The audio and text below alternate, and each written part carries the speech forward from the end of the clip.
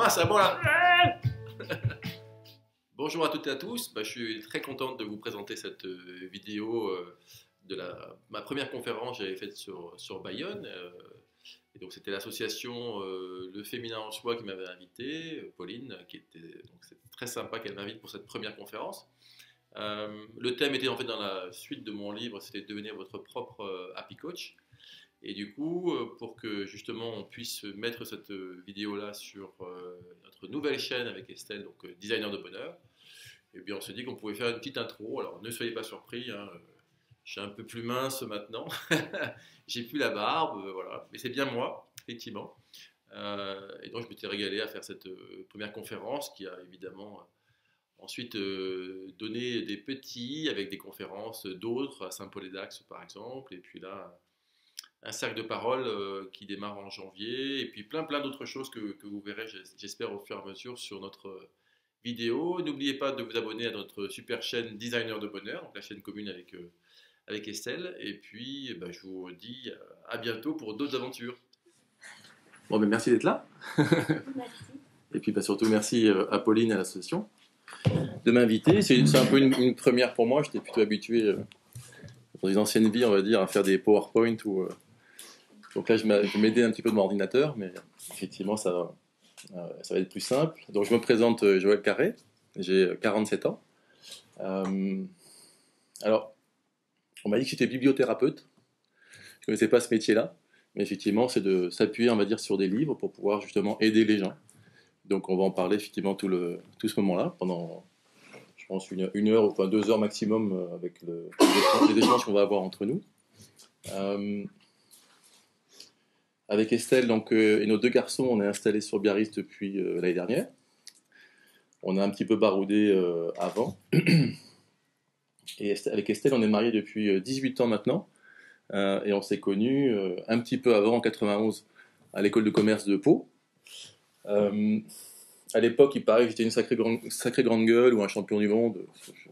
Pas du tout ce que tu veux dire. Et il aura fallu que je me fasse exclure de l'école de commerce. Que j'ai un accident de voiture quelques années après qui aurait pu être mortel, et une hernie discale à 27 ans pour comprendre qu'il y avait un truc qui clochait. Mais c'est vrai que c'est avec le recul que j'ai compris, mais quand même sur le coup, je me suis dit il y a quand même un problème. Et donc du coup, il y a eu un gros travail qui a été fait à l'époque, justement grâce au livre. Et il y en a un que j'ai découvert qui a été vraiment une révélation. Alors, je ne sais pas si vous le connaissez. Il s'appelle Les 7 habitudes de ceux qui réalisent tout ce qu'ils entreprennent. Ça vous dit rien ? Alors à l'époque, c'était un livre qui, quelque part, était un peu plus dans le management, puisque quand, à l'époque, il y a plus de 20 ans, on est à la FNAC pour trouver des bouquins, pour se faire, entre guillemets, aider en disant il y a un truc qui ne va pas, comment je pourrais faire justement pour apprendre à être peut-être plus heureux ou à trouver le sens de ma vie. J'ai trouvé ce bouquin-là, et il y a eu un concept qu'on va regarder ensemble, qui m'a vraiment plu avec Estelle, puisqu'on l'a travaillé, on l'a écrit ensemble après. Ça s'appelle donc un énoncé de mission. C'est effectivement d'écrire quelque part la mission de sa vie. Alors ça paraît ambitieux, mais effectivement on l'a fait. À l'époque, on ne savait pas justement l'impact que ça pouvait avoir. Et donc quand on l'a écrit, eh bien, on a décidé de partir, donc s'installer en Nouvelle-Calédonie. On a décidé ensuite de faire un tour du monde. Vous verrez qu'il n'y a pas forcément un tour du monde, mais enfin un voyage au long cours, on va dire. Et donc on s'y est installé en 2000. En 99, on est allé en vacances repérage, on va dire. Et puis en 2000, on s'y est installé avec 6 mois d'autonomie financière. C'était un peu chaud. Estelle a trouvé un job très rapidement, donc merci Estelle, puisque ça nous a permis de rester 15 ans.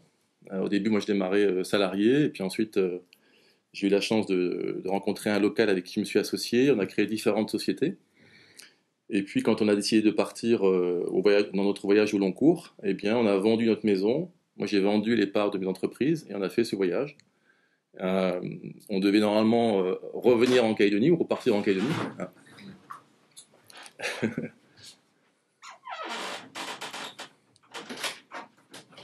Bonjour, je vous en prie. Installez-vous, je vous en prie.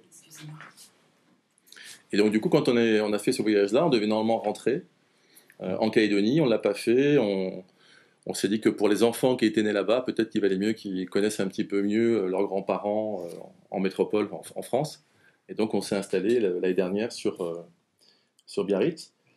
Par contre, ce qui a été vraiment très impressionnant au niveau de ce voyage, c'est que les enfants ont dit, ben, on a découvert papa. Donc moi, ne serait-ce que mes enfants disent ça, qu'ils m'avaient découvert, c'était déjà, hormis l'argent qu'on y avait dépensé, c'était surtout le fait que nos enfants disent ça. Et donc c'était déjà un point très important. Et puis, en rentrant donc, de ce voyage, on avait écrit des blogs pour partager avec la famille, etc. Et puis, ça me paraissait un petit peu irréel, tout ça, donc je me suis dit, je vais écrire un bouquin sur le voyage. Bon. Et puis, j'ai commencé à écrire. Et puis, je me suis dit, bah attends, un bouquin sur le voyage, c'est vraiment intéressant, il y a tellement de blogs de voyage, etc. Donc, je me suis dit, je vais écrire un livre peut-être sur quand on réalise ses rêves, est-ce qu'on est heureux? Parce qu'on pourrait dire, en toute modestie, qu'éventuellement, on a réalisé nos rêves en allant s'installer en Calédonie, en ayant nos enfants là-bas. Après, en vendant donc, notre maison pour voyager avec nos enfants, on pourrait dire on les a réalisés. Et donc, j'ai commencé à écrire ce bouquin sur le bonheur. Et ça m'a vraiment décidé, du coup, à basculer, et quelque part, à devenir ce fameux bibliothérapeute ou auteur de la méthode, donc devenez votre propre happy coach, et d'accompagner des dirigeants qui se posent des questions aussi. Donc, on va dire trois facettes. Et donc, on est là pour ça, pour en parler. Est-ce qu'on peut devenir, entre guillemets, son propre happy coach ou apprendre le bonheur? Une grande question. Est-ce que vous pensez qu'on peut apprendre, du coup, à être heureux? Oui. Bon. Alors, justement, on a quelques pistes pour ça qu'on va regarder ensemble. Bien sûr, ce premier livre que j'ai écrit, je ne me suis pas appuyé uniquement sur notre expérience, sinon ça sera un peu limité quand même. C'est évidemment sur tous ces livres qui sont devenus des best-sellers mondiaux. Donc le premier, je vous ai cité, puis il y en a plein de documentaires maintenant, et des conférences YouTube, enfin il y a vraiment de tout, on peut vraiment s'éclater quand on cherche à creuser un sujet, donc ça a été le cas effectivement avec ce livre-là.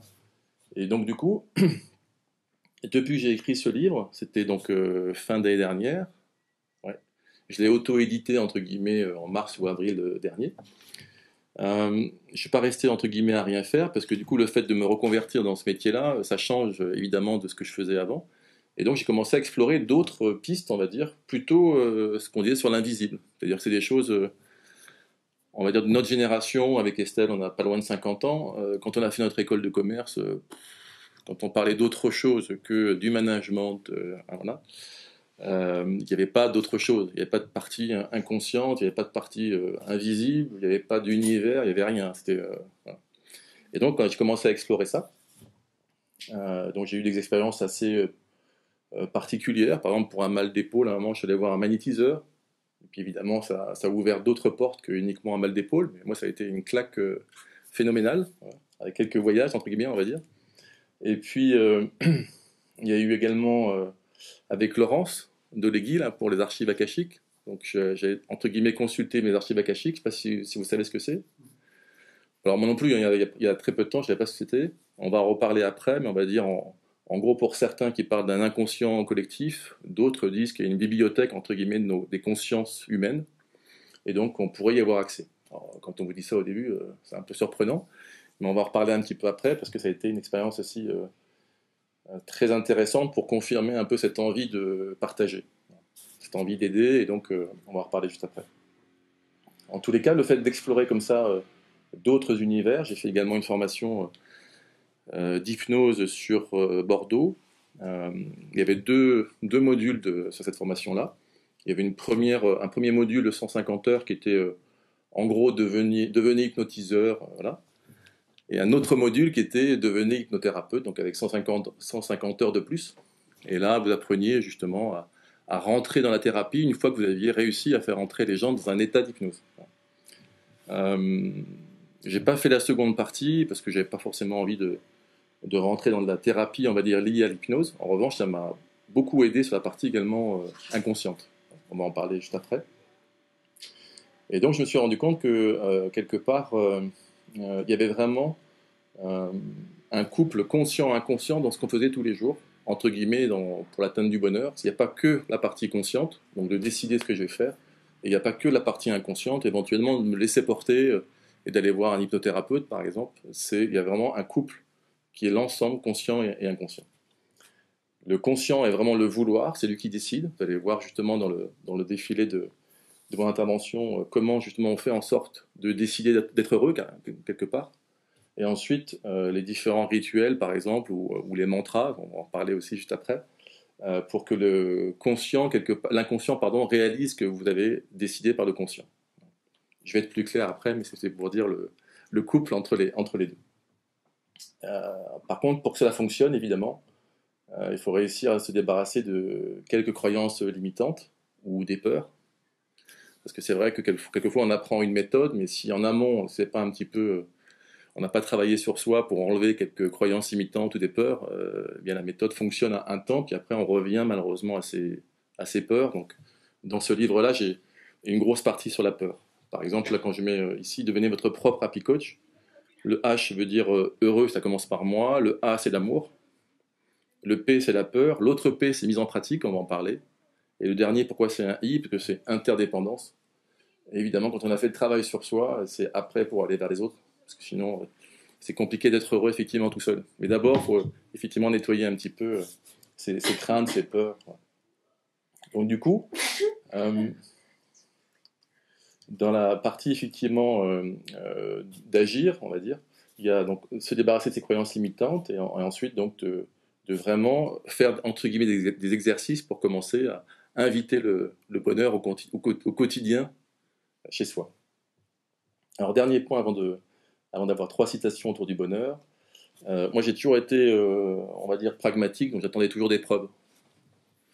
Donc, quand on attend des preuves, quelquefois, c'est un peu... voilà. Donc, si je peux vous conseiller, voilà, juste un petit conseil, d'être plus dans l'intuition, plus dans le ressenti, parce que, quelque part, tous les jours, on nous dit que ce qu'on savait il y a encore quelques mois ou quelques années, eh bien, c'est remis en cause.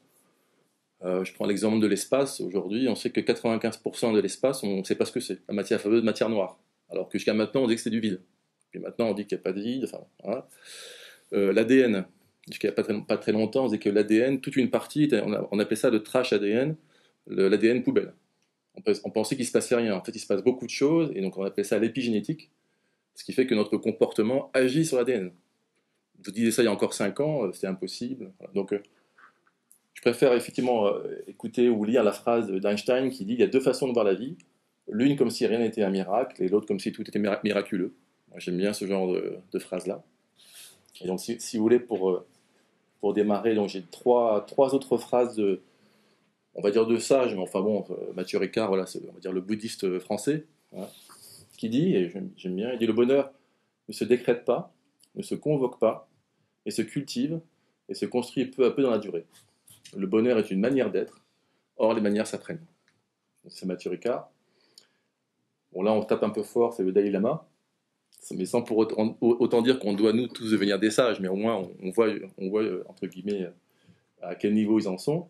Atteindre le bonheur authentique exige de transformer à la fois le regard que l'on porte sur le monde et sa manière de penser. Donc on va voir, il y a un gros travail sur la manière de penser. Et enfin, Boris Cyrulnik, donc, qui est plus contemporain et qui est quelque part le psychiatre qui parlait énormément de résilience. Donc pour trouver le bonheur, il faut risquer le malheur. Si vous voulez être heureux, il ne faut pas chercher à fuir le malheur à tout prix. Il faut plutôt chercher comment et grâce à qui l'on pourra le surmonter. Donc là, on est vraiment sur le fait qu'on a tous, évidemment, dans la vie des moments difficiles, mais réussir justement à les surmonter. Alors du coup, en introduction, on va dire, après le parcours et une petite présentation succincte, en introduction, on pourrait dire que c'est peut-être un peu difficile d'arriver, de dire bonjour, je suis un happy coach, dans l'ambiance actuelle. Pas forcément la meilleure des ambiances actuellement. Et je dirais, à contrario, pourquoi pas? Justement, essayer de se dire, il y a peut-être des petites techniques, des petites méthodes, entre guillemets, pour se dire, je vais ramener un peu plus de bonheur dans ma vie, malgré l'ambiance actuelle, que ce soit dans le monde ou en France. Évidemment, quand on a voyagé avec Estelle et les enfants, on s'est rendu compte qu'il y avait quand même des endroits où ils avaient vraiment rien, mais une boulette incroyable. Et on s'est dit, il y a quand même des choses qui sont quand même surprenantes, et donc ça m'a forcément motivé à creuser, et donc à parler aujourd'hui du bonheur. Je ne sais pas si vous connaissez la phrase de John Lennon quand il a été interrogé à l'école, quand il était gamin. On lui a demandé ce qu'il voulait faire, et lui il a dit, plus tard je voudrais être heureux. On lui a dit qu'il n'avait pas compris la question, et lui a dit qu'il n'avait pas compris la vie. Bon, c'est des choses comme ça qui, des fois, marquent un petit peu en termes de phrases. En même temps, actuellement, on voit sur les réseaux sociaux, quand vous parlez un peu de bonheur et autres, ah bah oui, c'est un peu la dictature du bonheur. Tout doit être rapide, tout, machin. Enfin, bon, faut quand même pas exagérer. Aujourd'hui, ce qu'on va échanger aujourd'hui, c'est gratuit. Le changement que je veux faire, il est entre guillemets gratuit. L'échange que je vais avoir sur un réseau social avec l'un de vous, ça va être gratuit. Donc ça veut dire, il n'y a pas besoin de dire que c'est une dictature du bonheur. C'est juste quand même essayer d'avoir une vie qui nous permet d'être heureux. C'est quand même un peu l'essence de l'être humain quand même. Enfin, revenons à des choses simples. C'est pas forcément de consommer et encore consommer. Alors du coup, euh, est-ce que si on devait vous dire la définition du bonheur, c'est quoi pour vous? Est-ce que vous auriez pour une définition du bonheur? Alors, je vous comprends, c'est pas simple, hein. Moi, quand j'ai cherché, c'était pas forcément évident. Je dirais réussir à avoir une écoute totale de son cœur et réaliser ce qu'il lui dit. Ouais, c'est déjà une belle définition, effectivement. Quelqu'un d'autre veut parler un petit peu du bonheur? Moi, c'est me sentir heureuse. Ouais. Alors, je dirais qu'on a un peu tous sa définition, effectivement. Et quand on cherche dans les livres, chez les philosophes ou autres, finalement, ils arrivent à vous dire que c'est quand on arrive à allier le sens et le plaisir, et d'avoir dans sa vie un peu plus justement de ces moments-là que de ces moments et forcément de tristesse ou autre. On parle énormément d'équilibre et de sens plus plaisir. En fait, ils vous disent quand on arrive à allier ces deux sentiments en même temps, quelque part, ça génère des moments de bonheur. Et effectivement, dans tout ce que j'ai lu, il n'y a pas beaucoup de philosophes ou autres qui vous disent qu'il y a un bonheur BA, ça n'existe pas, puis je pense qu'on s'ennuierait un petit peu aussi quand même. Donc il y a cette notion d'équilibre entre les deux. Alors, la difficulté, en fait, c'est que notre cerveau ne nous aide pas à être heureux. Je ne sais pas si vous connaissez un bouquin qui est génial là-dessus, qui explique un peu les origines de tout ça. C'est le livre Homo sapiens. Vous avez entendu parler? C'est un gars qui s'appelle donc Yuval Noah Harari. Il a fait maintenant 3 bouquins. Il a fait Homo sapiens, où il explique toute l'histoire de l'être humain depuis, entre guillemets, les chasseurs-cueilleurs. Après, il a écrit Homo Deus, où là, il se projette dans le futur. Et là, il a écrit un autre bouquin sur des conseils pour vivre justement le 21e siècle dans les meilleures conditions. Et dans Homo sapiens, il explique quelque chose qu'on retrouve beaucoup dans l'hypnose aussi.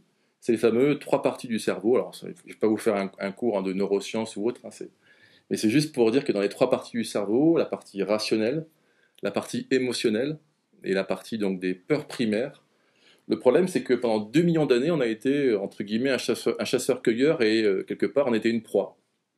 Et donc on a ce souvenir-là qui est ancré en fait en nous. Et au moindre problème en général, ça part sur ce qu'on appelle le côté reptilien, donc la peur, la fuite, ou le fait de se battre. Et donc tout changement fait peur au cerveau. Et donc quand on se dit, bah, je vais changer maintenant quelque chose, je vais changer mon habitude, j'en ai marre d'être comme ci, j'en ai marre d'être comme ça, je vais apprendre, tiens, ce que j'ai vu avec Joël, et je vais y aller. Quand on ne le répète pas trop souvent, et puis qu'à un moment, on rebascule dans ces, entre guillemets, vieux travers. Donc le cerveau ne nous aide pas à quelque part à être heureux, parce que lui, si on ne change surtout rien à une situation, il est content. Donc faut le savoir. Donc on va voir après justement des techniques, entre guillemets, pour changer des automatismes. Un truc très simple, rappelez-vous quand on a galéré au début pour apprendre à conduire, comme c'était chiant, on conduisait, machin, normalement après c'est devenu, bien normalement, je regarde pas, hein, Oui, oui. c'est devenu normalement un automatisme. Et bien ce moment-là où vous étiez à galérer en disant j'arrive pas à voir effectivement la taille de la voiture, ou j'arrive pas, voilà, j'appréhende tout ça, les vitesses et autres, et que maintenant c'est devenu automatique, et bien sur beaucoup de comportements vous pouvez le faire. Sauf qu'il y a un laps de temps, il faut le répéter, et quelquefois on abandonne avec des peurs ou autres, on va aborder ça. Donc l'idée en fait c'est de se dire, on en parlait tout à l'heure avec Pauline, c'est de dire qu'en fait c'est un véritable processus de transformation. Quand on veut amener plus de bonheur, être un peu plus heureux dans sa vie, on est prêt à aller à la salle de gym, à faire des heures de sport, etc. On est prêt à faire des efforts pour son travail, évidemment, parce que il y a entre guillemets un salaire au bout. Et puis, pour travailler sur soi et pour être un peu plus heureux, je ne dis pas que des fois on attend une pilule magique, mais voilà, on se dit, oh, bah, alors qu'en fait, non, c'est un vrai processus de transformation Donc désolé pour ceux qui pensaient qu'on pouvait être heureux en 2 minutes, mais ça prend un peu de temps quand même. Voilà. Alors par contre, c'est pas si compliqué que ça. C'est juste qu'il faut engager le processus. Et il faut savoir comment. On disait avec Pauline quand on est arrivé, en fait avec Estelle, on l'a fait un peu au début sans le savoir. Quand il y a 20 ans, on a travaillé sur nous. Et c'est maintenant avec le recul qu'on se dit, mais mince, on a utilisé les outils qu'il fallait pour être heureux. Bon, bah, du coup, on va les partager. Voilà.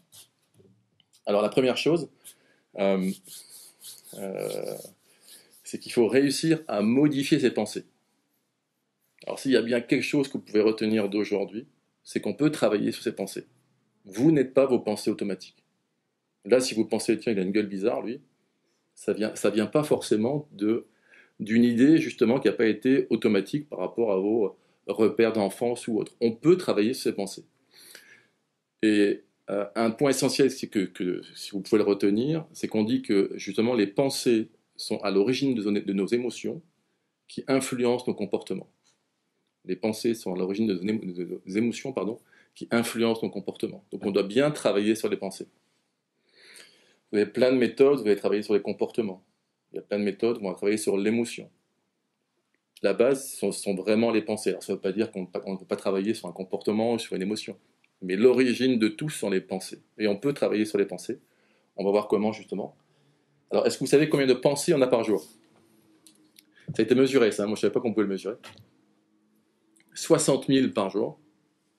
Et ça a été mesuré aussi en neurosciences. Les 3/4 sont négatives. Je suis pas beau, je suis gros, je suis moche, je suis nul, je sais pas faire ça, pourquoi je fais ça, pourquoi je vais sortir, fais chier, je suis nul. Lui c'est un con, le voisin me fait chier, putain. Pensées négatives. Sauf qu'on va voir, les pensées négatives, elles ont un impact phénoménal sur nous. Et donc c'est effectivement ce point-là qu'il faut commencer à travailler. Le deuxième, une fois qu'on a travaillé sur ses pensées, c'est axer sa vie sur des principes. C'est plus simple d'axer sa vie, ou alors on pourrait dire sur par exemple le travail, la famille, son couple, que des principes. Mais il y a des principes de vie universels, il y en a. Alors ça va être l'humilité, la fidélité, l'intégrité, le courage, peu importe. Et vous verrez, il faut travailler sur ces principes-là. Donc se dire, je travaille d'abord sur mes pensées, ensuite je vis par rapport à des principes, pour justement écrire. Donc c'est ce qu'on a fait avec Estelle sans savoir à l'époque, son fameux énoncé de mission, donc la mission qu'on veut donner à sa vie. Et après, vous pouvez vous faire aider avec les fameuses méthodes comme les archives akashiques ou autres pour vous dire, tiens, est-ce que c'est la bonne mission sur laquelle je suis, ça me correspond. Ça, c'est des aides, on va dire. Mais le travail au démarrage, il est chez soi et il est conscient. On doit faire un travail là-dessus.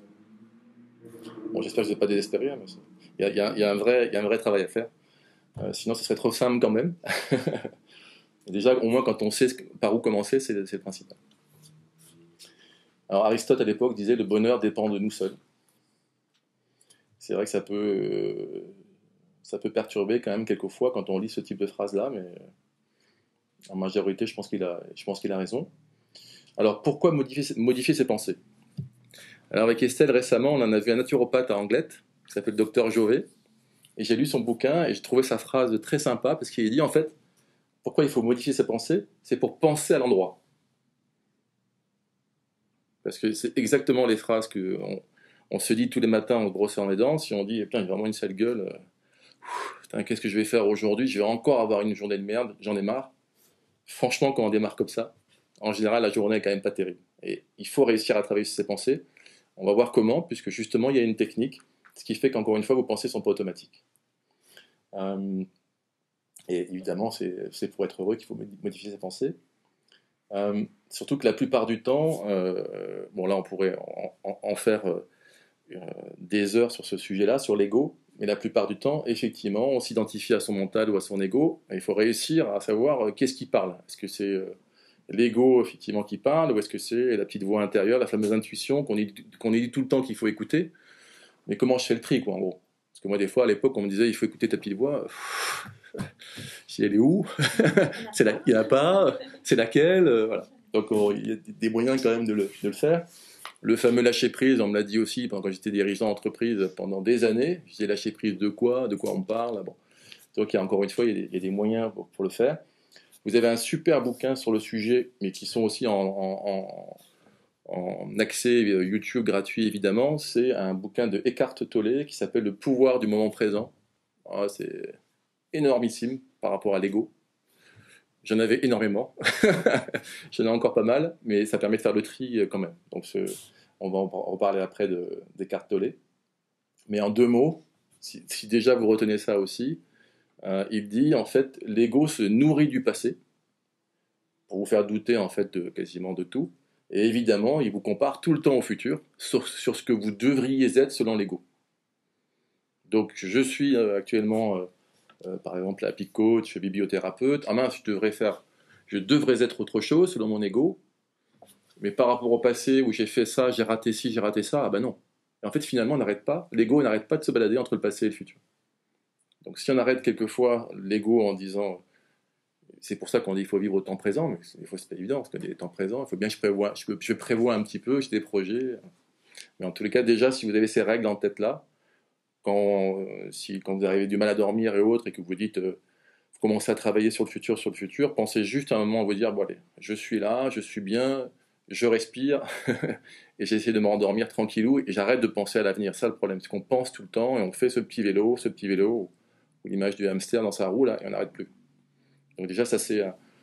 si ça peut vous aider, et donc son bouquin, je l'ai relu et réentendu en audio sur YouTube, là, c'est passionnant, et ça permet vraiment de faire du bien.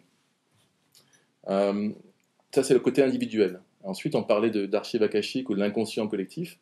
Pourquoi il faut travailler sur ses pensées? À l'époque, Jung, qui était quelque part un fervent défenseur de Freud, a été un médecin psychiatre, c'est lui qui a quelque part initié l'inconscient individuel. Ça, à la limite, on se dit il y a une partie inconsciente, pourquoi pas, mais c'est lui qui a démocratisé l'inconscient collectif.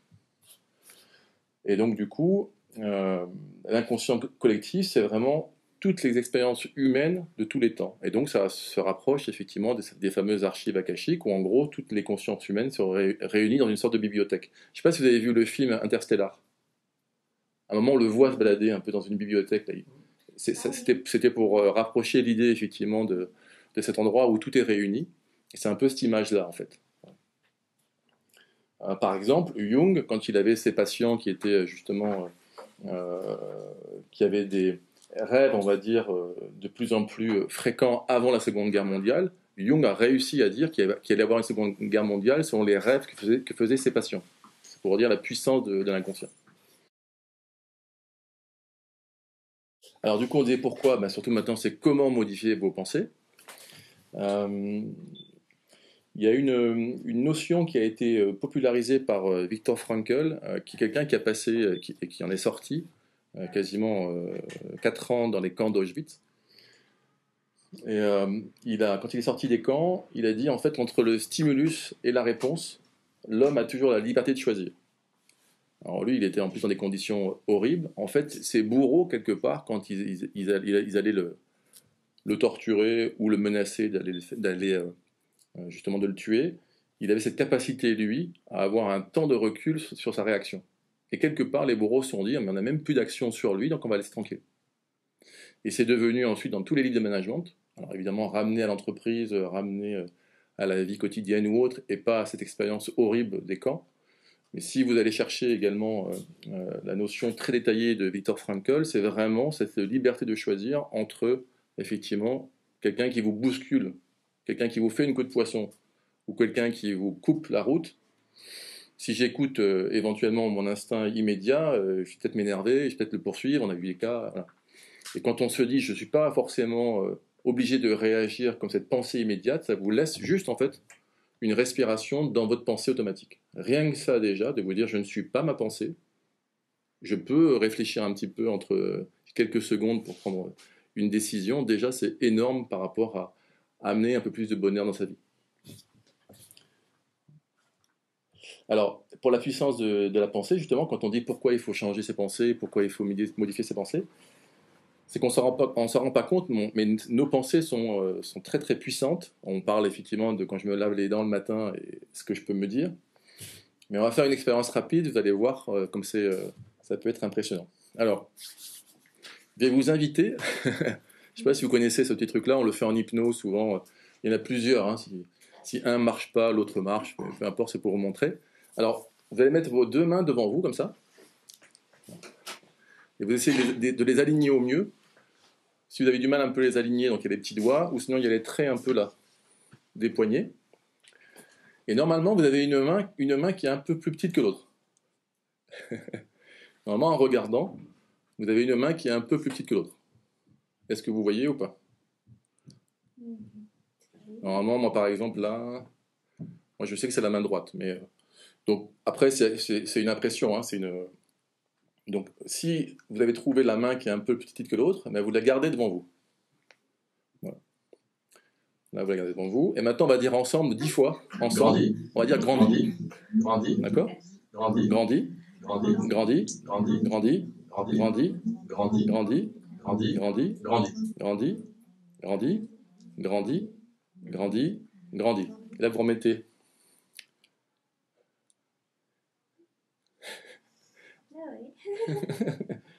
Donc, si normalement, il y a effectivement votre main qui était plus petite que l'autre, normalement, a grandi.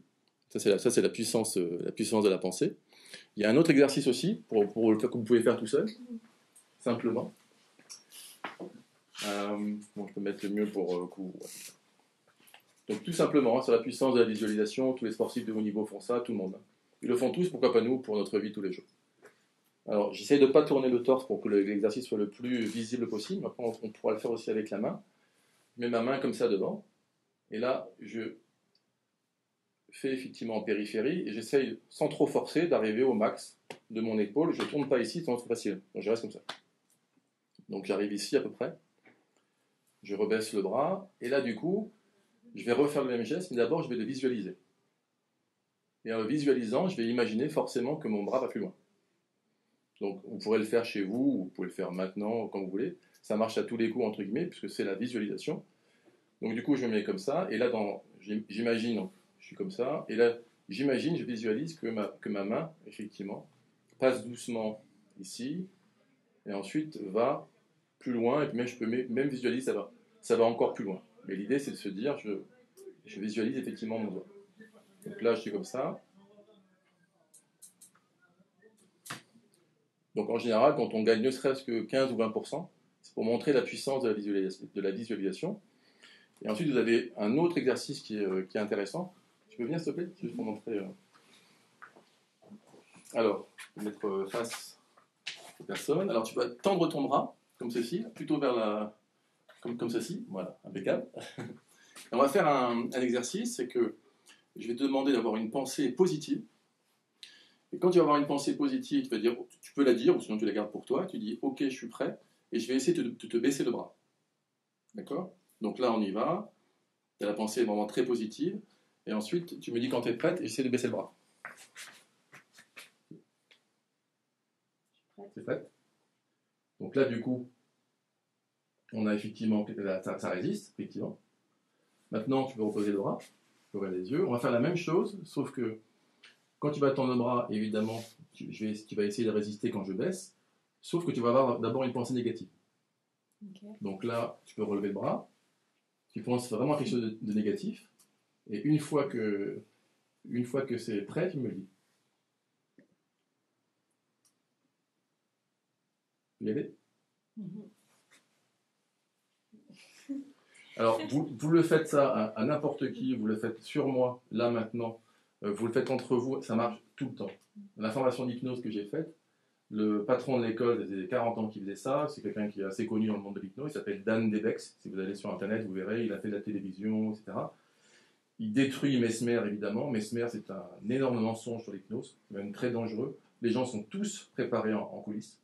Et en plus, c'est très dangereux, parce que dans l'hypnose que j'ai faite, on doit mettre ce qu'on appelle des sécurités. C'est-à-dire que quand on fait de l'hypnose, à aucun moment, la personne peut faire le chat, le chien, n'importe quoi. Et donc, cette personne-là, même quand vous le faites à lui, ça marche. Parce que c'est la puissance de la pensée. Donc, imaginez tous les jours, quand on est dans un miroir et qu'on se dit « je suis pas bon, je suis nul, machin », c'est énorme l'impact que ça a. Merci. Donc, faites-le chez vous, entre amis, machin, ça marche tout le temps. On l'a fait nous en soirée, on a rigolé. On avait des copains très sceptiques et du coup, ils disent « oh, c'est pas possible !» Bon, là, quand il y a du monde, c'est pas. Mais entre vous, voilà, vous faites détendu pour rigoler. Ça marche bien. Et donc, du coup, par rapport à ça, si on dit que la pensée a une puissance très importante sur son comportement, eh bien, il y a quelque part une pratique à avoir. Est-ce que vous connaissez ce livre qui s'appelle Les 4 accords Toltec? Voilà. Alors, il y a un autre livre aussi qui s'appelle Comment se faire des amis. Il n'est pas terrible le titre, de Dale Carnegie, mais qui est énorme. C'est un bouquin qui est sorti en 1936. Il est encore dans les 100 meilleures ventes d'Amazon. Et moi, je l'ai lu à l'époque par hasard avec d'autres livres. Et en lisant ça, mais moi qui étais le chambreur numéro un, parce qu'on a vécu, moi j'ai vécu à Montpellier, donc le sud-est de la France, sa chambre, etc. Évidemment, raconter des blagues tout le temps, chambrant les gens, machin. Quand vous lisez ce bouquin, après vous vous calmez un peu parce que vous vous rendez compte de l'impact que ça a, évidemment. Et donc le premier des accords Toltec, c'est que votre parole soit impeccable. Et donc c'est la parole vers les autres et vers vous. Souvent on pense que c'est que vers les autres, mais en fait c'est vers vous aussi. Donc c'est vraiment ce... Même surtout vers soi d'abord, je pense. Ouais.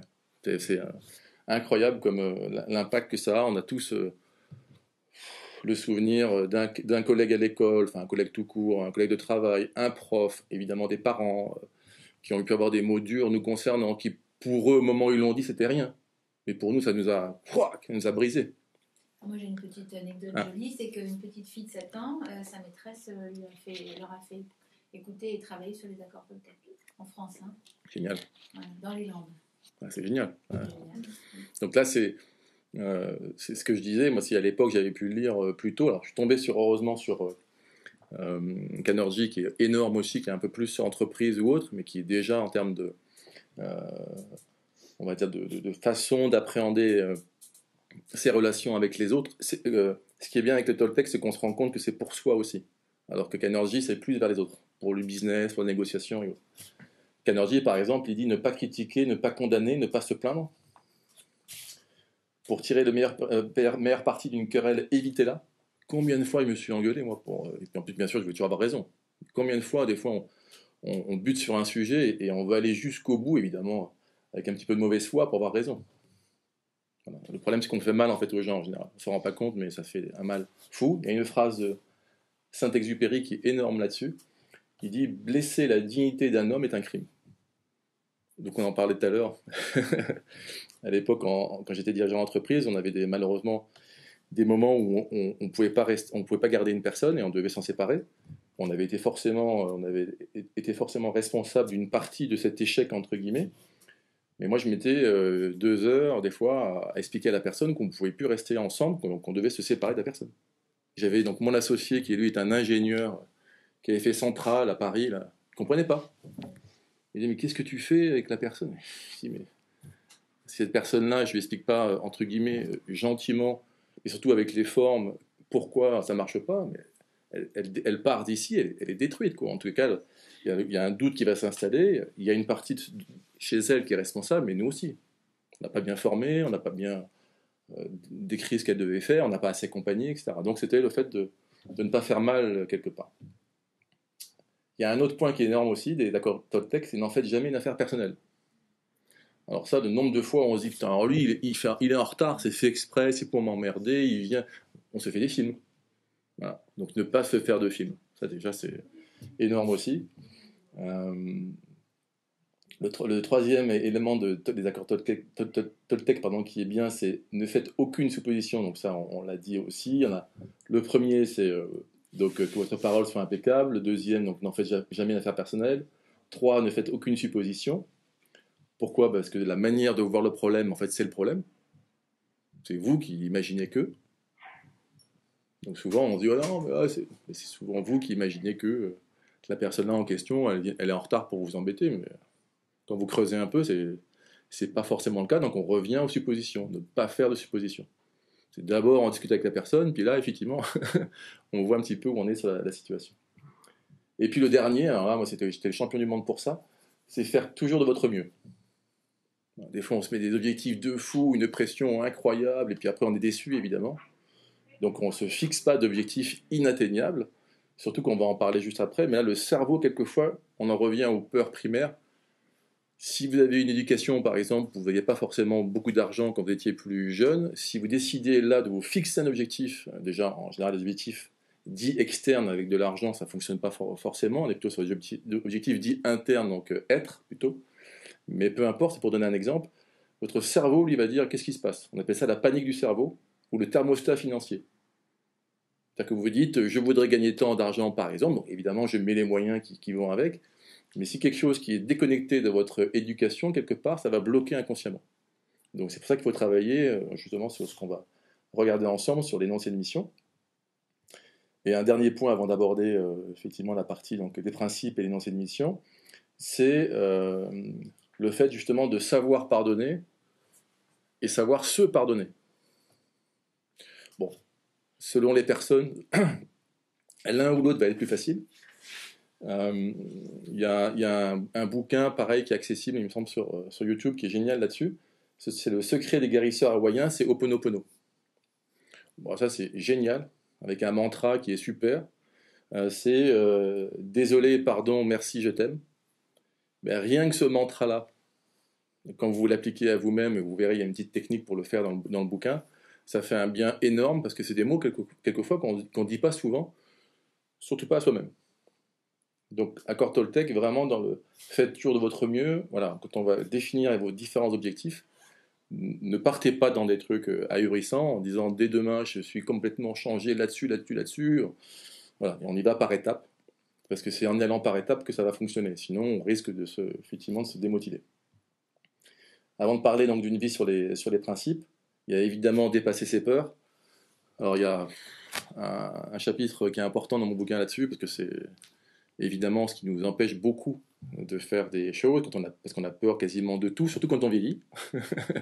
Quand on a des enfants, etc., mais on a peur quasiment de tout. Ah, madame. Donc, et en plus, souvent, on se cache évidemment ses peurs. On se les cache à soi-même et on se les cache aux autres, évidemment. Donc, quand c'est en milieu pro, ça peut générer des burn-out ou autres, des dépressions, etc., où on n'est pas bien dans ce qu'on fait, et puis on ne veut pas se l'avouer, et puis on se dit, mais mince, j'ai quand même un salaire au bout, peu importe, donc je continue, mais ça me plaît pas, enfin, et puis donc il y a des conséquences personnelles, enfin, et donc la peur de changer, la peur, voilà, donc il y a un gros sujet sur la peur. Ensuite, souvent, quand on s'avoue cette peur-là, entre guillemets, on s'excuse de l'avoir. On dit, ouais, mais bon, moi j'ai un peu peur de ci, un peu peur de ça. Donc en gros, on s'excuse un peu de vivre. Et en fait, le 3, c'est qu'il faut réussir à l'accepter. Alors le fait de l'accepter, ça ne veut pas dire qu'elle va disparaître, mais au moins on l'accepte. Et on dit, en plus moi je le dis souvent sur des sujets, alors qu'on a vécu 20 ans en Calédonie, je ne suis pas super aquatique, je ne suis pas le champion du monde de la flotte, tout ça, alors que là-bas c'est quand même l'endroit pour, même si c'est une croyance imitante quelque part aussi, je me dis ouais je ne suis pas très aquatique, c'est pas grave, et donc je travaille dessus finalement. Alors que si on le cache, alors ça c'est une petite peur, alors qu'il y en a quand même des beaucoup plus importantes souvent, qui est sortir de sa zone de confort. Donc ça, on va en parler justement comment faire en sorte d'en sortir. Donc là, on a parlé donc, du fait de travailler sur ses pensées. Justement, grâce aux accords Toltec, donc c'est des principes de vie quelque part qu'on intègre. Et ensuite, on a parlé de dépasser ses peurs. Donc là, c'est un tellement gros sujet, dépasser ses peurs, qu'encore une fois, ça pourrait durer une conférence entière ou un échange de plusieurs heures.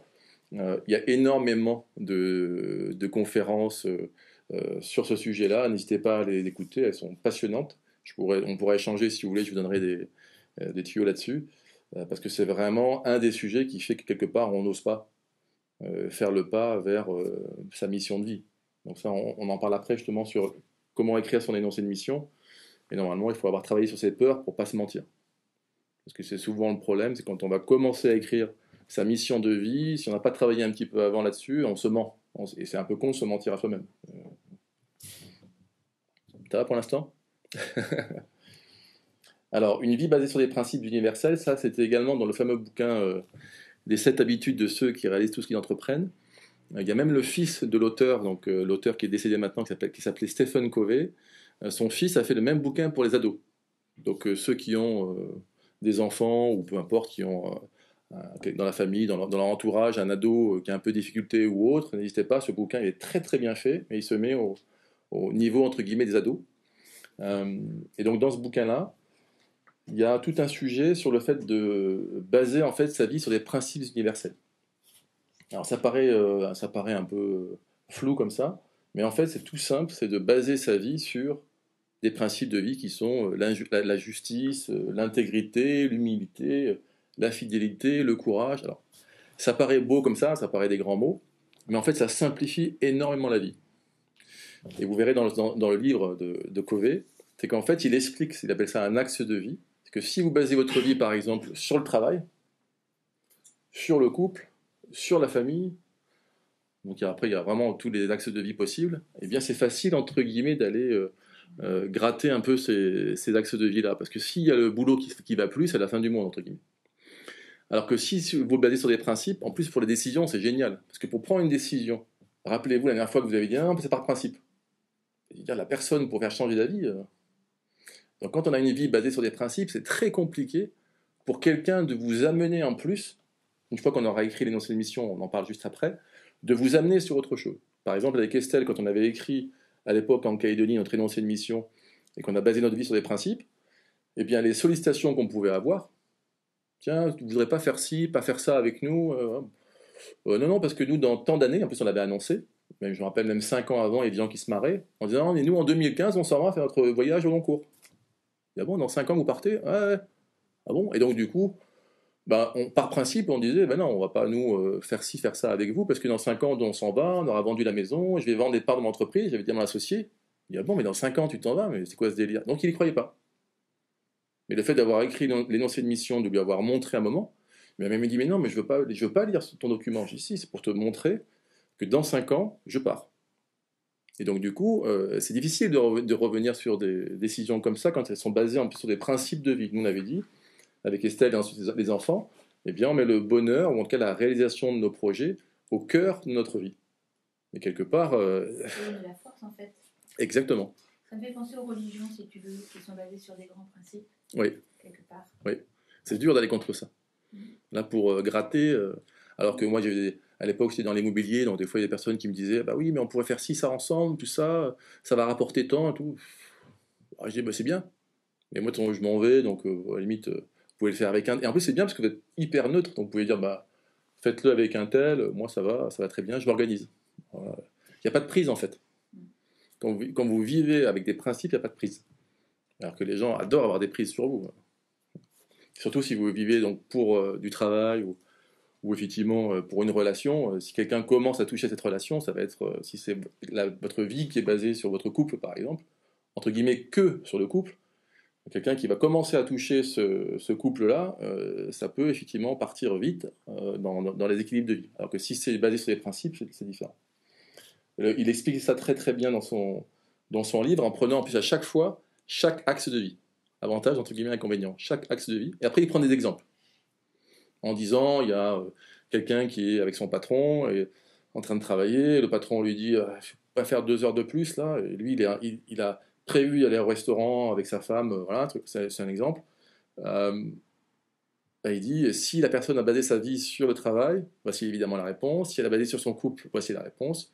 Et si elle a basé sur des principes, voici la réponse. Et forcément, c'est pas la même. Sauf quand c'est basé sur des principes, c'est plus facile à dire au patron, et ça fait 5 fois, 6 fois que vous me faites le coup, là. Je suis désolé, j'avais invité ma femme au restaurant, bon, je peux peut-être faire l'effort là maintenant, mais franchement, ça m'arrange pas parce que ça fait 5 fois que vous me faites ça.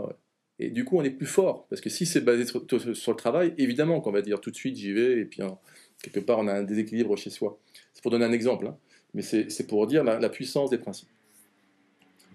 Alors, il y a comme un peu d'accord Toltec, il y a l'histoire de dire, bon, ok, c'est bien, il est sympa de dire qu'il faut baser sa vie sur des principes, mais comment je fais en fait au quotidien?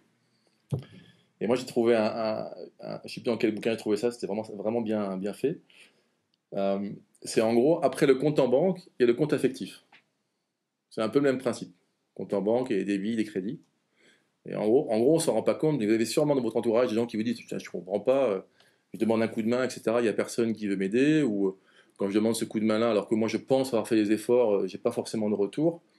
En fait, c'est le même principe de dire, les petites attentions, par exemple, font les grandes relations. Le compte affectif, c'est de dire ce que je donne, forcément je vais le recevoir. Et si je ne tiens pas, par exemple, mes promesses, et des promesses toutes bêtes, hein, surtout avec ça maintenant, c'est extraordinaire, quoi. Ah, je pourrais pas venir à la soirée, ah, je pourrais pas être là au dernier moment, bien sûr, ah, machin, c'est génial les SMS.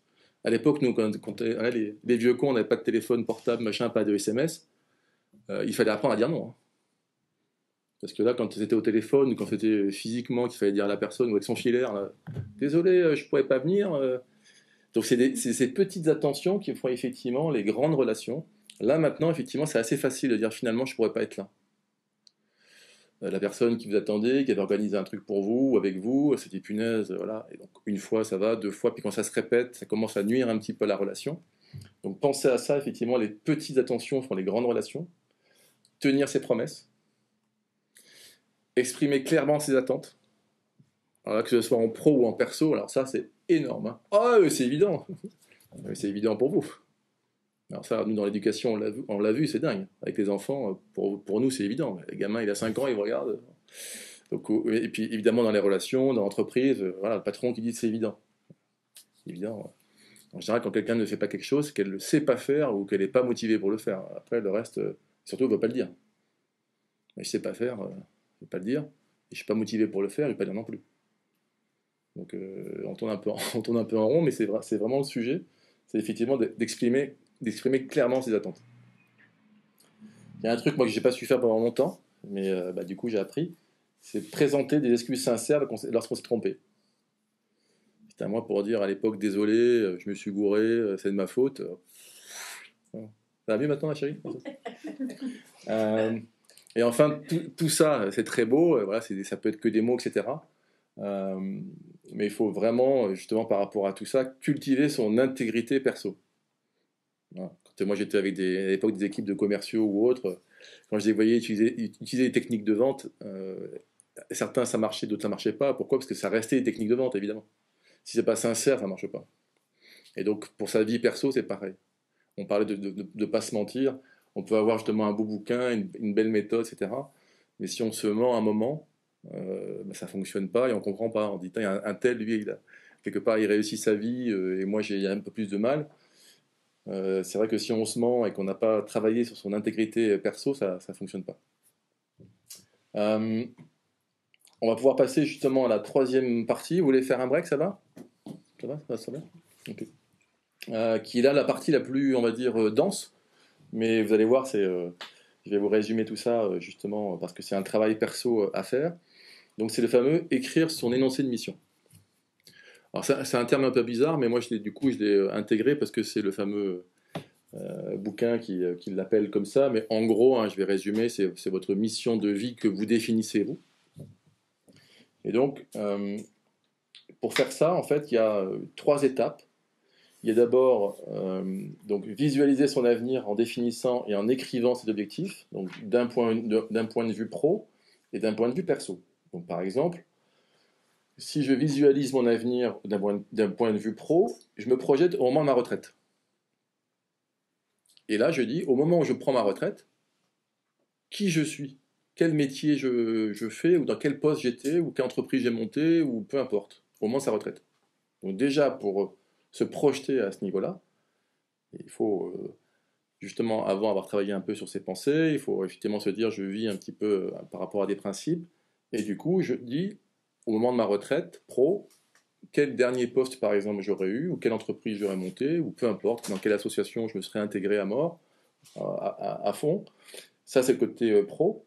Et côté perso, c'est après on se projette à la fin de sa vie. Alors, on va en parler après hein, pour des exercices pour vous aider à faire ça. Deuxième chose, c'est scanner les rôles actuels de sa vie.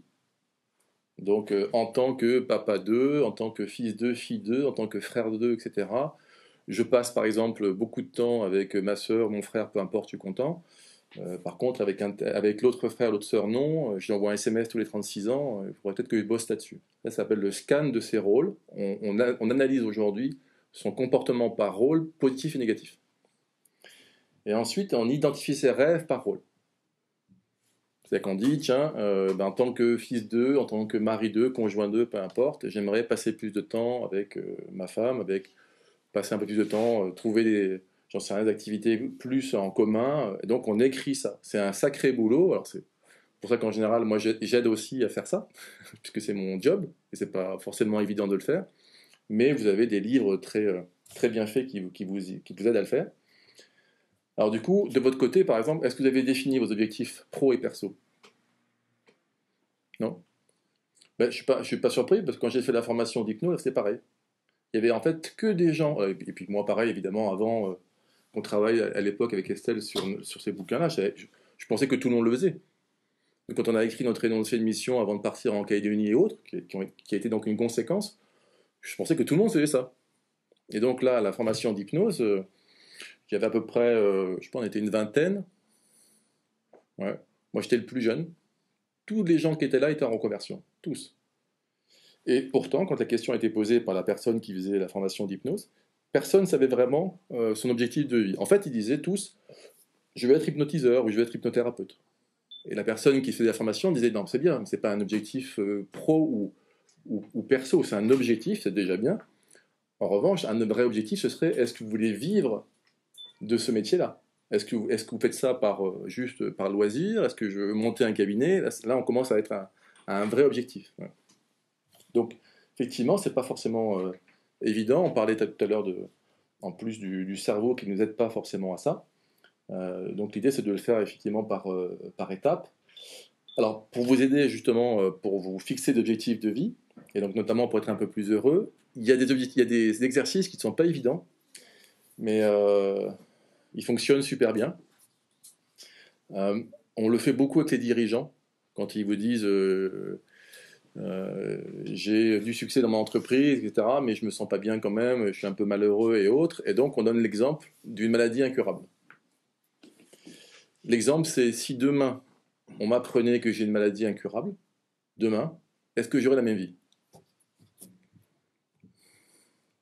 C'est ce genre de questions qui aident à se dire, est-ce que je suis dans la vie que je me suis fixée? Est-ce que si demain j'avais une maladie incurable, est-ce que j'ai la même vie? Je donne des exemples qui sont un peu durs, hein. Évidemment, par rapport à sa vie perso, on a tous peut-être des gens dans notre famille qui ont eu une maladie grave, donc ça peut être dérangeant. Mais c'est pour dire le type d'exercice qu'on peut faire. Ça veut dire qu'on peut apprendre à être heureux, mais c'est un vrai processus. Ça soulève des fois des questions difficiles, et ça tombe pas comme ça du ciel. Il y a un autre exercice qui est basé sur une étude de gens, malheureusement, qui étaient en fin de vie, en phase terminale, et qui vient de ça, c'est qu'en fait, ces personnes-là savaient sans problème écrire leurs 5 plus grands regrets. Ces personnes-là savaient le faire, alors qu'elles n'avaient pas été du tout philosophes, etc. Et donc l'idée, c'est de réussir à dire, si ces personnes-là, qui peuvent être vous et moi demain, on est âgé, ou peu importe, on a cette fameuse maladie, là, on saura dire, j'ai pas assez passé de temps avec mes parents, avec mes enfants, avec ma femme, peu importe, j'ai été fâché avec un membre de ma famille pendant 30 ans, quelle connerie, voilà. Ça, on sait le dire quand en général, on arrive en fin de vie. Et donc, pour écrire justement l'énoncé de mission, ça va vous aider justement à se mettre dans ce genre de configuration. C'est pas très heureux, en tous les cas, comme démarche, mais c'est pour justement dépasser des situations qu'on laisserait un peu pourrir parce que on laisse aller. Et franchement, c'est... Comment? C'est se mettre au pied du mur, quoi. Exactement. Donc c'est vraiment qui sont pas simples. On a eu la chance avec Estelle d'être tous les deux pour se renvoyer la balle quelque part. Quand des fois on est un peu plus seul, on peut se faire aider, mais honnêtement, je pense qu'on peut le faire, seul, ou alors on peut le faire avec des gens comme moi, mais c'est juste pour le déclic. Voilà. Bon, avec un hypnothérapeute, peu importe, un thérapeute quelconque, entre guillemets, c'est pour le déclic. Voilà. Normalement, après, on se débrouille tout seul. Moi, j'aime pas trop la notion de dépendance. C'est pour ça que je préfère dire, ça peut être un déclic pour justement faire la démarche. Donc, quand on a effectivement travaillé sur ces objectifs de vie, pro et perso, il y a ce fameux donc, scan de ses rôles actuels, qui est pas forcément facile aussi, mais c'est de pouvoir justement prendre un peu de recul et de dire, tiens, dans la relation que j'ai aujourd'hui avec mes parents, avec ma famille, avec mes amis, avec mon travail, là, franchement, je déconne sur ce point-là, et là, ça va. Là, je déconne là-dessus, et là, ça va. Avoir ce recul-là. Et des fois, ça, on se le cache. On dit, oh, c'est bon, on met sous le tapis, puis un jour, ça explose. Et après, on dit, ah merde, je le savais. Bon. Donc, c'était réussir effectivement à faire ça. Et le troisième, du coup, c'est identifier ses rêves par rapport à ça. Et là, par contre, quand vous identifiez vos rêves par rapport à ça, il ne faut pas de limite. Si on avait eu des limites avec Estelle, jamais on serait parti en Calédonie. Pourquoi? Parce qu'on n'avait pas de sous. Donc on aurait dit, ben non. En fait, quand vous mettez vos rêves par rapport à vos rôles, il faut ne pas penser au comment, il ne faut pas penser justement à des contraintes financières ou autres. Parce que sinon, vous allez tout de suite, vous sabrer vos rêves. Tout de suite. Et après, je vais vous donner un exemple. Il y a une dame, par exemple, qui rencontre Thomas d'Assembourg, qui est un gars qui fait pas mal de conférences aussi sur la communication non verbale, etc. Non violente, pardon. Et donc, du coup, il y a une dame qui vient le voir et qui lui dit « Ouais, moi, je voudrais faire le tour du monde. » Bon, ok, d'accord. Mais pourquoi? Ah, ben, je m'ennuie un peu chez moi, je m'ennuie un peu en famille, j'ai mon mari, les enfants, c'est la routine. Bon. Donc, il dit « En fait, vous cherchez plus à avoir un petit peu d'adrénaline plutôt qu'un tour du monde, par exemple. » Elle dit ouais, ouais, c'est vrai. Il dit mais il y a une forêt là à côté de chez vous là. Vous pourriez pas juste essayer d'aller dormir une fois en camping là-bas pour donner un peu. Bon, mais non. Moi j'ai envie de faire un tour du monde. Vous êtes sûr? Essayez quand même d'aller juste faire une petite nuit en forêt, en famille, etc. Elle a fait ça. Elle est revenue. Elle a dit c'était génial, on s'est éclaté, on a fait un feu, tout ça, machin. Bon, le tour du monde on verra plus tard. Mais en fait elle voulait juste changer un peu dans sa vie. Donc quelque part des fois on se met aussi des rêves parce qu'on n'en peut plus et qu'on veut juste en fait du soulagement. C'est ce que je rencontre souvent avec des gens que j'accompagne dans l'entreprise, ou moi quand j'ai vendu les parts de l'entreprise, pendant 6 mois j'avais plus mes réunions, mes salariés, etc. Et je me suis dit génial, mais en fait je pensais être heureux, mais c'était juste un soulagement. J'ai juste été soulagé d'avoir changé de situation, mais pas plus. Donc des fois on se trompe entre le soulagement et le bonheur, quoi. Puis après au bout de quelques mois on dit merde, putain, mais finalement faut que je trouve un truc là parce que je suis pas forcément heureux. Voilà, donc je vais faire attention effectivement entre la réalisation de ses rêves, qu'est-ce que ça sous-tend réellement, et des fois on peut se faire aider là-dessus, mais quand on gratouille un petit peu et quand on est justement honnête avec soi-même, on trouve la vraie réponse. Alors justement, je vais donner un exemple, puisqu'on va en parler après sur les fameux rituels. Donc par exemple, moi j'ai ma petite pochette de travail, j'ai avec moi depuis 25 ans quasiment, mon énoncé de mission personnelle et familiale. Et je le mets à jour, alors là il est un peu mai 2018. On doit l'affiner avec Estelle, mais donc j'ai mon énoncé de mission, et vous allez voir après qu'on lit régulièrement, ça fait partie des rituels, etc. Donc sans rien cramer, hein, comme chose personnelle, par exemple j'ai mis pour la retraite, comme on a vécu en Calédonie, on a un objectif avec Estelle, c'est d'y revivre un jour, et on met dans le Pacifique, avec notre catamaran, nous découvrons des endroits préservés et féeriques, comme la Mélanésie, la Micronésie, la Polynésie, et partageons ces délicieux moments en famille avec nos amis. C'est une partie de notre objectif. Il est au présent, c'est pas pour rien, on va en parler. Mais ça fait justement partie de, quelque part, cette méthode, parce que si vous ne l'écrivez pas et que vous ne l'avez pas avec vous, à un moment, on écrit, et puis je le range, et puis ça disparaît. Donc ça fait presque 25 ans qu'on le remet à jour, quasiment tous les ans. Et on a écrit donc cet énoncé familial. Donc j'ai ici, pour Estelle et moi, pour les 20 ans d'Hugo et 18 ans de Tom, aujourd'hui ils ont 14 et 16 ans, en tant que mari d'Estelle, en tant que Jojo, en tant que Joël, et en tant que papa d'Hugo et Tom. Et ça c'est écrit. Et donc pareil, il y a d'autres conférences sur la puissance de l'écriture qui vont très très loin avec la physique quantique et autres. Mais bon, on va dire ne serait-ce que d'écrire son énoncé de mission et de l'avoir avec soi et de le remettre à jour. Rien que ça déjà, quand vous devez prendre une décision sur quoi que ce soit, que vous le relisez, vous vous dites « Oula, là j'ai complètement à la ramasse de ce que je voulais faire ». Ça ne veut pas dire que c'est figé, ça veut dire que c'est un objectif. Moi c'est un objectif là pour 2030, ne serait-ce que pour éventuellement une retraite. Donc ça peut bouger entre temps, mais c'est un cadre, ça fixe. Donc si effectivement on dit qu'on a écrit son énoncé de mission, et bien après il faut donc pratiquer le bonheur. Alors, il y a une vieille théorie qui a circulé pendant des années et encore maintenant. Ça vient d'un professeur de l'université de l'État de Floride qui a dit qu'il fallait 10 000 heures pour apprendre quoi que ce soit. Un nouveau sport, de la musique, quoi que ce soit. C'est juste l'équivalent de 5 ans à temps plein. Donc il y a un gars là, qui a écrit un best-seller génial. Et sa vidéo elle a 10 millions de vues là, sur YouTube. Là, c'est une conférence TEDx. Il s'appelle Josh Kaufman. C'est génial parce qu'à la fin, il finit avec son ukulélé. C'est un gars qui dit c'était n'importe quoi. Et personne n'avait cherché à déconstruire ça. Et donc, du coup, c'est parce qu'il finit à la fin avec ça, avec 3 accords. Et il explique en fait qu'on peut quasiment tout apprendre en 20 heures, en tous les cas se débrouiller. Mais commencer à se débrouiller, c'est-à-dire les fondamentaux. Alors que quand vous voyez les bouquins là, sur la cuisine, machin, de A à Z, moi à l'époque j'avais acheté, comme on aime bien la voile, tout ça, même si je suis pas super aquatique, j'avais acheté le cours des Glénans de 500 pages de A à Z pour apprendre la voile. Je crois que j'ai lu 2 pages du bouquin. Parce que je me suis dit, quand j'aurais tout lu, je saurais faire de la voile. Surtout un bouquin en plus, c'est génial. Bon. Donc c'est pour montrer justement que dans l'apprentissage, quelquefois on a l'impression que tout était déjà écrit et que quelque part on n'a pas à revenir sur ces 10 000 heures. Si, si. Et vous verrez, la vidéo, elle est géniale pour justement se dire, eh bien, si dans mon objectif, je me suis dit que je voulais changer de vie, et que par rapport à ça, je devais apprendre telle nouvelle méthode, métier, peu importe, eh bien ça peut s'apprendre assez rapidement et c'est pas non plus un truc qui va durer 10 ans. En tout cas, je parle des fondamentaux. Pour se dire, tiens, ça me plaît, j'ai envie d'eux, donc je commence à essayer de le faire. Et ensuite, si je décide de faire une vraie formation derrière, liée à des études, ça c'est autre chose. Mais ne pas se désespérer parce que j'ai soi-disant 10 000 heures pour l'apprendre. Ça, c'est important d'avoir ça en tête. On n'a pas besoin de devenir un sportif de haut niveau ou un musicien hors pair ou un extra bon sachant dans son métier, mais c'est déjà pour démarrer les 20 heures, c'est important d'avoir en tête. Donc maintenant que vous avez réalisé que c'est possible en 20 heures, eh bien il faut y aller. Et on a plutôt l'habitude, dans le système français, d'avoir cette manière de voir les choses. C'est-à-dire qu'on dit, bon, si je peux le faire, ou si je veux le faire, je vais réussir à le faire. En gros, on démarre toujours par la capacité théorique. C'est ce qu'on apprend à l'école. À l'école, on nous dit, vous allez apprendre en théorie, vous allez avoir le diplôme, et donc du coup, vous pourrez le faire. Et quelque part, on dit, il y a une étape essentielle, donc c'est assez linéaire.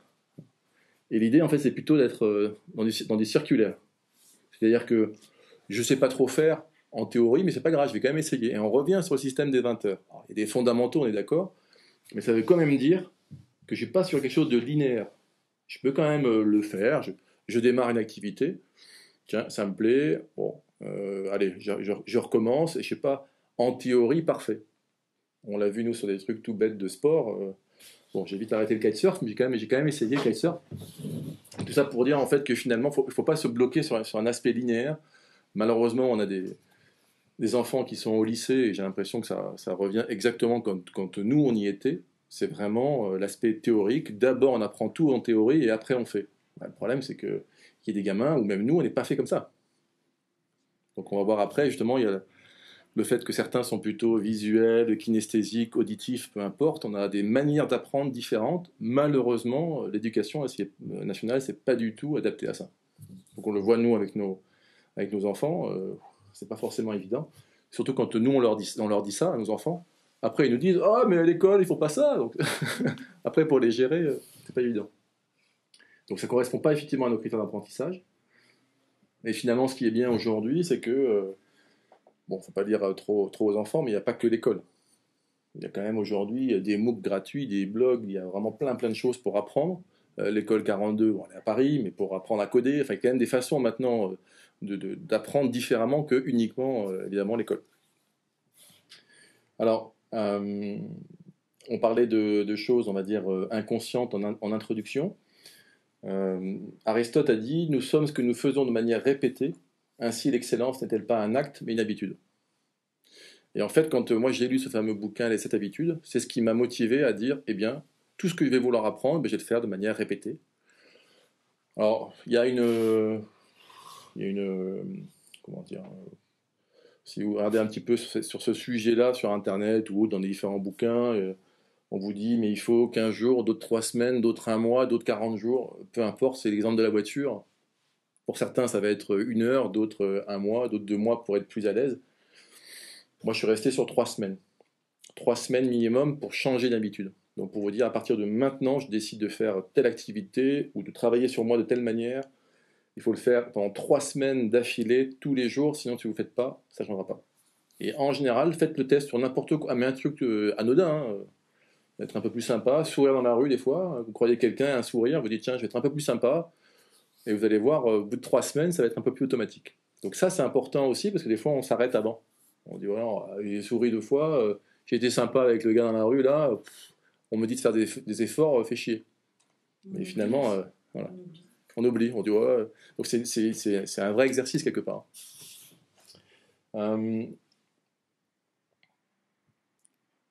Milton Erickson, qui a donc été le père, on va dire, de l'hypnose, entre guillemets, sérieuse, ou en tout cas de l'hypnose ericksonienne, après il y en a plusieurs, mais ce que j'ai appris moi, c'était Erickson. Il dit il est très important que les gens sachent que leur inconscient est plus intelligent qu'ils ne le sont. Il y a une plus grande richesse de connaissances stockée dans l'inconscient. Alors moi, je mettrais juste un bémol là-dessus, humblement. Voilà. C'est qu'en fait, de ce que j'ai appris, c'est que l'inconscient, lui, quelque part, n'analyse pas. Il fait ce que le conscient dit de lui faire. Vous mettez après n'importe quel mot derrière inconscient, l'univers, certains mettront Dieu, peu importe, d'autres vont mettre l'invisible, d'autres vont mettre l'enfant intérieur, d'autres vont mettre le subconscient, peu importe. Moi, je mets, c'est la partie, entre guillemets, non visible. Celle qui est quelque part la fameuse nuit qui porte conseil. Je pourrais passer 3 jours à vous expliquer ce que certains ont écrit sur la nuit, c'est génial, avec des théories mais extraordinaires, mais incroyables. Enfin bon, ça va de Jean-Pierre Garnier-Mallet sur carrément on aurait un double la nuit qui travaillerait pour nous, dans des temps imperceptibles, on rentre dans des trucs, mais c'est génialissime. Alors il faut se taper les conférences parce que ça dure des heures, mais c'est génialissime, surtout que ce gars-là a été primé en plus par rapport à ces théories. Et que surtout avec cette théorie, il a annoncé des trucs dans l'espace, avec des exoplanètes qui arrivaient. Enfin, on arrive dans des trucs de fou. Moi, j'irais juste sur la nuit porte-conseil et de la puissance de l'inconscient. Ce que vous décidez de faire consciemment, la nuit, votre inconscient fait le tri. Donc, d'où les fameux rituels qu'on va aborder. Parce que si vous décidez justement d'écrire votre énoncé de mission, et que si vous décidez le soir, ça prend 5 minutes de le relire, mais surtout de vous mettre en condition pour le ressentir, en général, le lendemain, vous aurez justement cette petite voix que vous aviez du mal à entendre, si vous avez du mal à l'entendre, qui sera plus audible. En tout cas, elle a été, pour moi, c'est clair, alors qu'avant, elle était effectivement chahutée par l'ego qui disait c'est quoi ces conneries, dénoncer une mission à la con, c'est n'importe quoi. Et ça, c'est l'ego qui n'est pas d'accord avec tout ça. Voilà. Parce qu'il dit attends, moi, je suis champion du monde, j'ai pas besoin d'écrire un énoncé de mission, je connais mon objectif. Ah bon, c'est lequel? Voilà. Donc quand vous avez l'ego qui dit ça, qui vous dit ah non, c'est n'importe quoi ces trucs-là, qui vous dit il n'y a pas besoin d'écrire son objectif de vie, bah, vous dites d'accord, bah, c'est lequel alors? Puis là vous dites merde, j'en ai pas finalement. Donc je travaille sur mon énoncé de mission.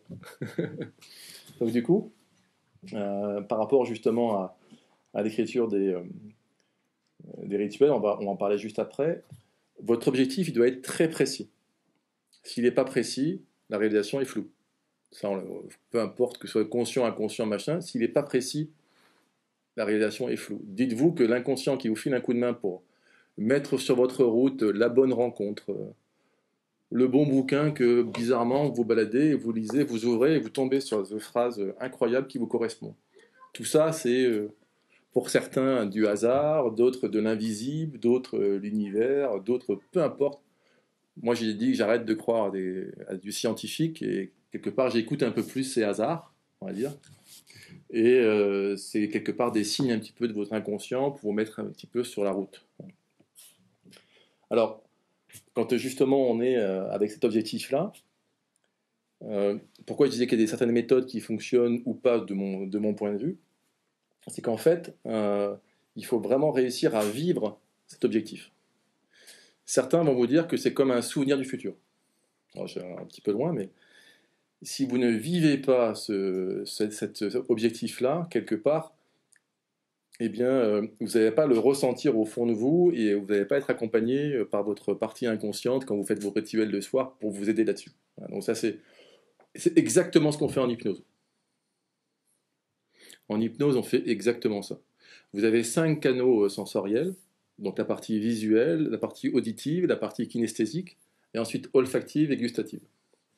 80% des Français sont un des 3, voire en général 2 canaux sensoriels. Donc on est en général visuel, auditif, visuel, kinesthésique.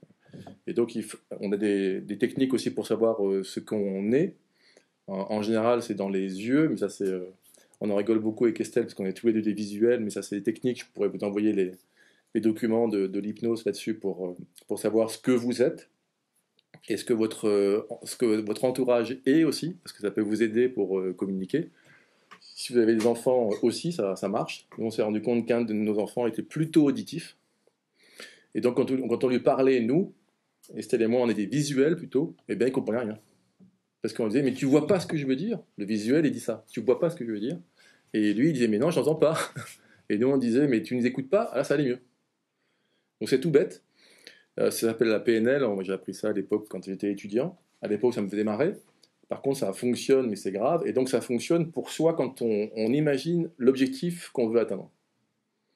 Parce que du coup, si on est plutôt justement visuel, ou plutôt auditif, ou plutôt kinesthésique, c'est là où justement on va imaginer la situation avec ces différents canaux. Donc par exemple, quand moi je pense à mon bateau, eh ben, je ressens justement le fait de marcher sur le pont du bateau, j'entends les voiles, etc. Pour justement me projeter effectivement dans ce souvenir du futur. Bon, là, il y a beaucoup, hein, c'est un peu dense, hein, mais c'est pour dire justement que c'est vraiment une méthode qu'on peut suivre. Il suffit de la démarrer déjà, parce que c'est vrai que si on ne démarre pas la méthode, là, c'est pas forcément facile à atteindre. Du coup, effectivement, on parlait d'énoncé de mission qui devient quelque part vraiment, réellement un carnet de bord. Et donc, par rapport à l'écriture des rituels, ou le fait de les réaliser, donc avec Estelle, nous, régulièrement, on remet à jour donc, notre énoncé de mission, et ensuite, donc, le soir, on prend quelques minutes justement pour se projeter dans cet énoncé de mission, en gros, dans l'objectif. Donc c'est pas non plus une demi-heure, hein, c'est quelques minutes où on se projette en disant, en se voyant dans la situation qu'on imagine, et on le fait régulièrement. L'idée, c'est vraiment en plus de l'écrire au présent. Le fait quand vous écrivez un objectif, il faut l'écrire au présent. Je suis, je fais, et pas justement au futur. Alors pourquoi je dis ça? C'est parce qu'en fait, là, ça a été prouvé. C'est pas moi qui le dit uniquement. C'est que le cerveau, en fait, ne fait pas la différence entre la réalité et votre imagination. Il ne fait pas la différence. Je pourrais vous faire le coup de l'hypnose que tous les hypnotiseurs font, par exemple, avec imaginer que là, ils le font très bien, hein, imaginer que là, je prends un citron et je prends un couteau, et là, je commence à couper le citron, et qu'on commence à se dire, tiens, c'est bizarre, je salive un petit peu, parce qu'on imagine en fait le citron qui est coupé. Donc le cerveau ne fait pas la différence entre ce que vous imaginez et la réalité. Donc justement, quand vous vous projetez par rapport à votre objectif, lui, il se dit, mais c'est réel, il veut devenir comme ci, il veut devenir comme ça, ben donc je vais l'aider. Et donc ça, c'est vraiment, vraiment important, parce que ça marche, mais alors, de façon phénoménale. Pour que ça marche encore un peu plus, on peut faire ce qu'on appelle des techniques d'ancrage. Une technique d'ancrage, c'est vous remettre justement dans votre objectif que vous êtes fixé, et au moment où justement vous vous sentez bien dans cette situation-là, vous pouvez serrer le poing, par exemple, vous pouvez vous serrer le poignet, peu importe, qui fait qu'à un moment, quand dans la journée, vous aurez une situation un peu compliquée de stress, eh bien vous reproduisez ce geste qui va vous remettre dans le moment positif. En hypnose, on le fait régulièrement aussi. Donc ça, c'est la partie ancrage. Et ensuite, il y a quelque chose qui marche aussi très fort, parce que justement l'imagination, le cerveau ne fait pas la différence entre le réel et l'imagination. On imagine que vous avez une journée de crotte, vraiment une journée de merde.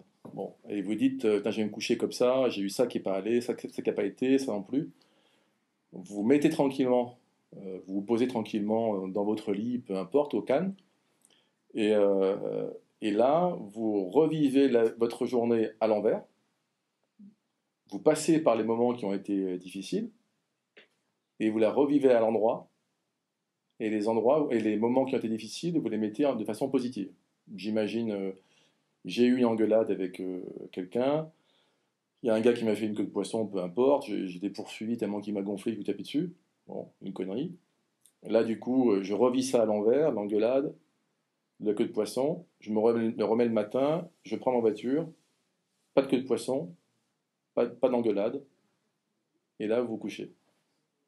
Vous verrez, le lendemain, vous réveillerez pareil, avec vraiment un meilleur état d'esprit que si vraiment la journée avait été si pourrie que ça.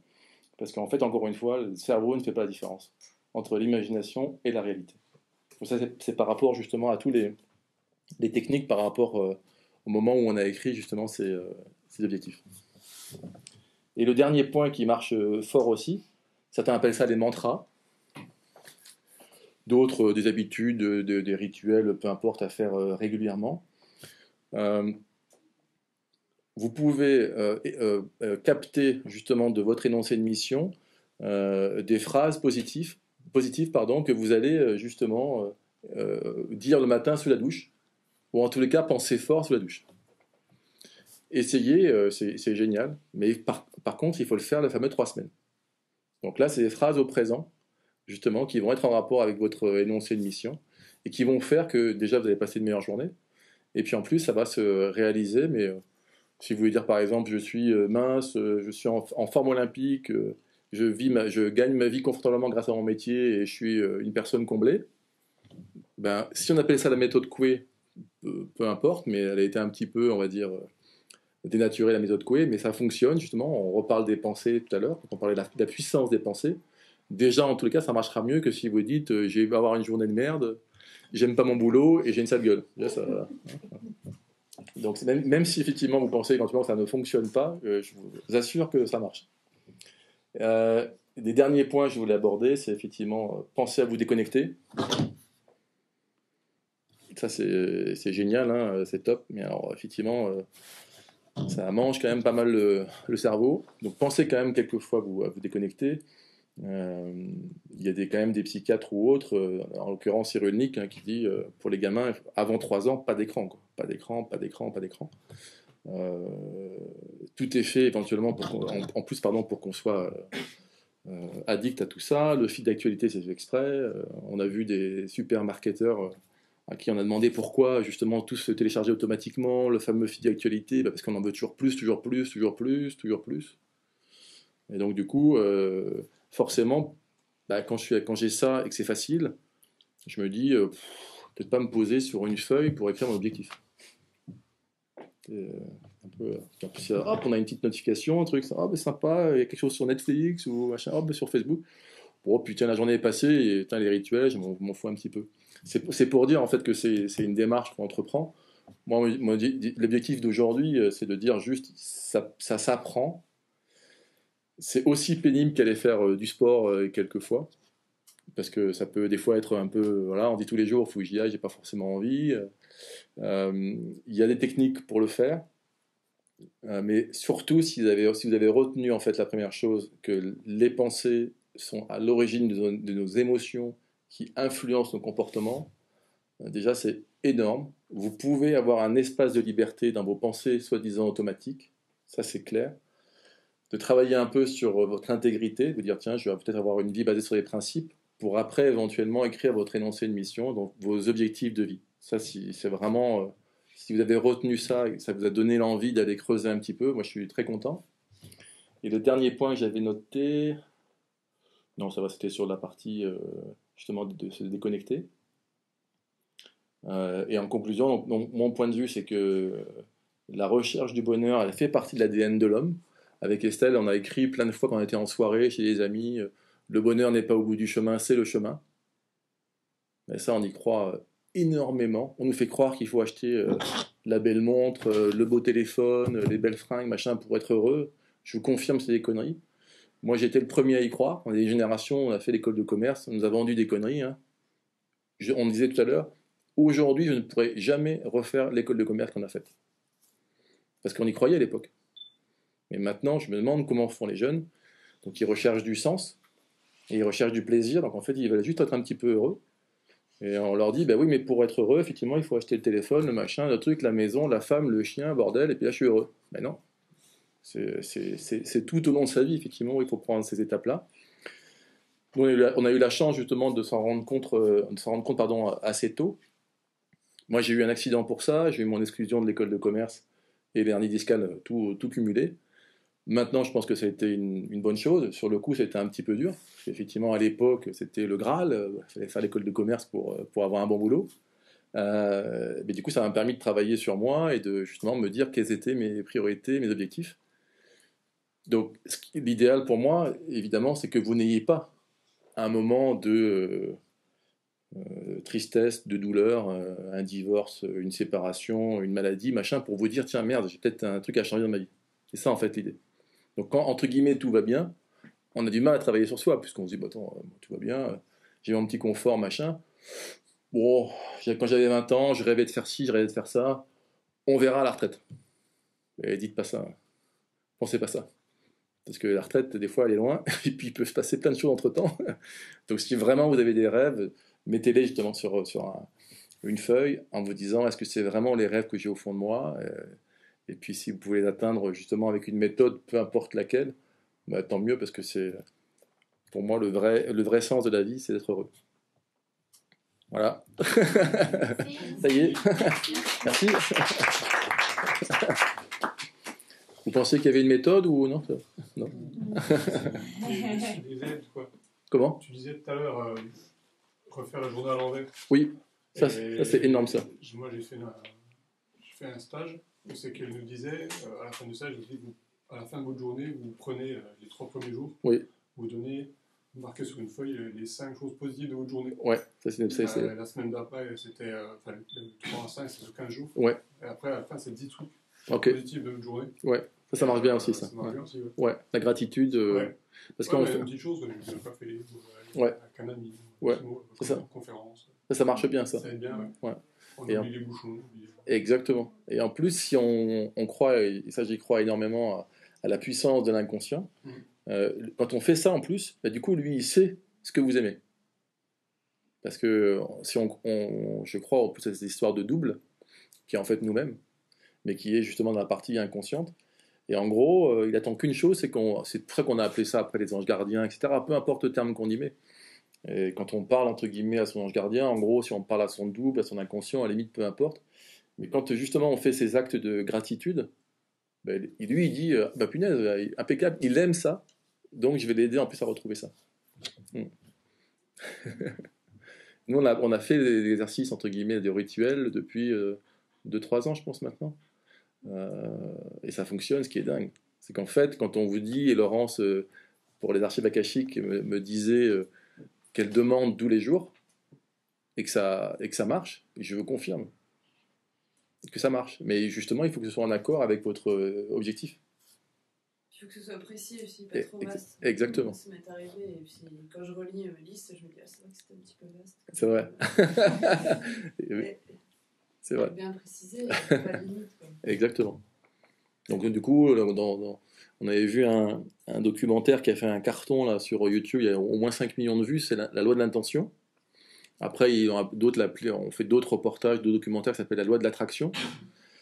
Donc entre guillemets, ça fonctionne, mais à partir du moment où on a fixé ce qu'on veut réellement. Parce qu'en fait, entre guillemets, l'inconscient, l'univers, peu importe, lui c'est très simple. Si vous dites je veux de l'argent, par exemple, il voit lui la pensée racine c'est je n'ai pas d'argent. Donc il vous envoie ça. Et donc quelque part, c'est là-dessus qu'il faut travailler un petit peu. C'est que dans ces objectifs qu'on veut fixer, il faut déjà qu'ils soient par rapport à soi-même, évidemment, par rapport à ses réelles envies. Donc moi, à la limite, la loi de l'intention, d'attraction, j'y crois. Mais à partir du moment où il y a le travail en amont. Parce que sinon, s'il n'y a pas de travail en amont et c'est juste « Ah, je veux de l'argent », bah, finalement, ça veut dire « J'en ai pas ». Donc... Et donc, du coup, on se dit « Ouais, ça marche pas, ces conneries ». Et en plus, c'est en général les objectifs qui sont « Je veux de l'argent », non plus. Parce qu'en général, c'est une conséquence. C'est quand vous avez justement écrit ce que vous vouliez être, en général, le reste, il suit. Parce qu'en plus, tout le monde le sait. Quand nous, on a dit à l'époque qu'on voulait faire notre voyage au long cours, etc., ben après, il y avait tous les gens autour de nous qui disaient oh, « Tiens, en fait, moi j'ai un copain qui a fait un voyage, machin, comme si... » Ben, en fait, on vous aide. Parce que vous dites ce que vous voulez faire.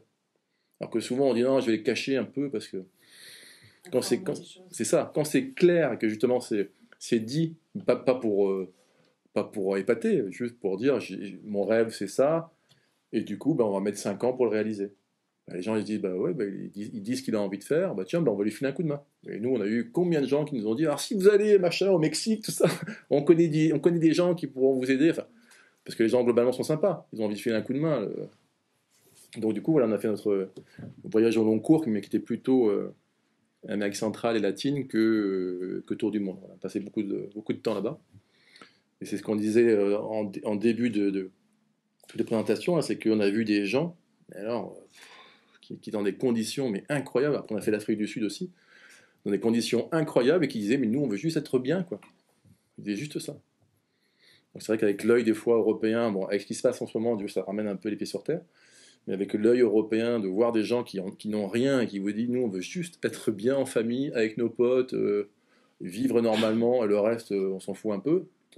Alors que nous, on nous dit, s'il n'y a pas le dernier iPhone, le dernier truc, machin, on peut pas être heureux. Si t'as pas le dernier iPhone, t'es con, quoi. Voilà. Non, ça va, d'autres questions ou non? Ça vous paraît compliqué ou non? Enfin, oui et pas, disons. Ça, le premier pas, c'est vrai. Ouais. Moi, c'est vrai que moi j'avais eu cet accident qui m'a. L'école de commerce, quelque part, moi j'ai fait une école de vente, donc je m'en foutais un peu, puis j'avais une grande gueule, donc il y avait eu une injustice à l'époque, entre guillemets, donc j'avais dit, bah, j'irai pas, j'avais des rattrapages à faire entre la deuxième et troisième année, et j'ai dit, tous des cons, je me barre. Bon, j'ai fait l'armée, machin, mon école de vente. Mais quelque part, c'est vrai que c'est l'accident de voiture qui m'a. Parce que là, normalement, j'aurais dû y passer. J'ai eu un bol incroyable, pas de ceinture, complètement bourré, évidemment, tonneau, machin, coup de tête dans le pare-brise, enfin vraiment le truc de fou. Et j'ai quasiment rien. À part, bon, Estelle a eu un peu peur parce qu'à distance, on dit que j'avais l'œil crevé, tout ça, ça a été contente. Mais à part ça, quelque part, on a la gueule un peu abîmée. Sauf que dans la chambre, je tombe sur un mec, pour moi, qui était nickel, parce qu'il avait rien. Mon âge, donc 25-26 ans. Et il me dit, punaise, donc j'étais un peu abîmé ici, là, les épaules, tout ça, enfin bon. Et il me dit, ça va? Je dis, bah, j'ai eu un accident, mais bon, j'ai eu de la chance. Et je lui dis, et toi? Ah, il dit, moi j'ai une leucémie, je devais me marier en septembre, mais. Et là, j'ai pris une claque, parce qu'il y a 25 ans. Là, apparemment, on commence un peu, pour certaines, à trouver des solutions, mais là, à l'époque, voilà. Et j'ai pris une claque, mais alors monumentale, en me disant, j'ai eu la chance de ma vie, de ne pas me manger. Puis en plus, honnêtement, le dernier souvenir que j'ai, moi, c'est de rentrer trop vite dans un virage. J'arrive dans un virage, je vais trop vite.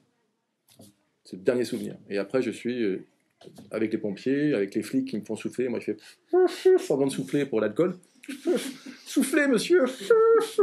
Voilà, c'est le dernier souvenir. Et le médecin qui me dit heureusement que vous n'avez pas soufflé parce que sinon c'était pas bon. Donc je fais semblant évidemment de ne pas y arriver. Mais c'est des derniers souvenirs. Et donc du coup, la claque que j'ai pris avec malheureusement mon voisin de chambre a fait que justement, je me suis dit bon, il y a un souci. Et donc j'ai démarré à regarder. Plus après, donc 2 ans après, l'hernie discale. À l'époque, l'opération des discales, il fallait rester 1 mois allongé. Enfin bon, donc j'ai eu le temps de lire, le temps de me dire, il y a un truc qui va pas, quoi. Il y a trop de choses, entre guillemets, négatives cumulées. Il faut changer un truc. Et donc c'est là où, effectivement, après, on a écrit nos rêves, etc. Voilà. Il y a juste un truc pour finir. C'est Bernard Werber qui est Weber ou Werber? Ouais, Werber. Qui est génial parce qu'il dit... bon, il a mis 12 ans à créer les fourmis. Il a commencé à 16 ans. Et lui est tellement, mais vraiment tellement tapé, il dit je vais prendre l'exemple le plus pourri pour faire un succès. Donc les fourmis. Donc, personne ne voulait l'éditer, évidemment. Il dit je vais prendre le truc le plus compliqué. Et puis à un moment, ça marchait tellement pas. Ça fait 12 ans qu'il écrivait. Donc il était en même temps pigiste, donc bon, c'était un peu difficile. Il va voir une voyante sur les conseils d'un copain. Il n'y croyait pas du tout. Bon. Donc il arrive, voit la voyante, et puis il lui dit j'y crois pas. Il dit oh, pas de problème. Et puis il dit de toute façon, j'ai tellement une vie de merde que c'est impossible quelqu'un qui m'aide, etc. Et elle explose de rire. Il dit, pourquoi vous dites ça?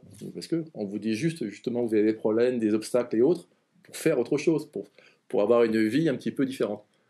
Et donc il s'est marré, et donc il a bossé sur son bouquin. Bon, il y a une histoire incroyable par rapport à son bouquin pour trouver la chute, mais elle est un peu longue. Mais donc du coup, il a bossé sur son bouquin, qui a fait qu'après, bon, ça a quand même mis 12 ans. Mais il s'est remis en cause, il a beaucoup travaillé sur lui, parce que quand il était gamin, c'était un peu dur à l'école, tout ça, parce qu'il était un petit peu à part, et qui fait qu'après, c'est devenu l'écrivain qu'on connaît, et il a aujourd'hui beaucoup de sensibilité par rapport à l'invisible, tout ça, il est très au fait. Donc, souvent, quand on se dit, j'ai une vie de merde, ou j'ai des obstacles, ou des problèmes, ou ça ne va pas, souvent, c'est justement la vie, son double, son ange gardien, peu importe, qui nous met des messages, en disant, il y a un truc qui ne va pas, fais autre chose. Alors ça, moi, je m'en suis rendu compte tardivement. C'est-à-dire qu'il a fallu quand même que j'ai 3 accidents, enfin, ou 3 soucis. La personne qui nous a formés dans l'école d'hypnose, le fameux Danny Debex, il a eu 18 accidents. Le 18e paraplégique. Il a mis 7 ans à se soigner. À se soigner. Tous les médecins lui avaient dit qu'il serait toute sa vie dans un fauteuil. Lui s'est dit c'est pas possible et il s'est soigné, alors selon lui, après je pense énormément à la puissance de la pensée justement, en auto-hypnose. Ça a marché pour lui et donc après il a créé son école d'hypnose. Donc du coup c'est souvent des accidents de la vie qui font qu'après on réagit et si on peut réagir avant c'est mieux quand même. Voilà. Bon, ben merci beaucoup. Merci.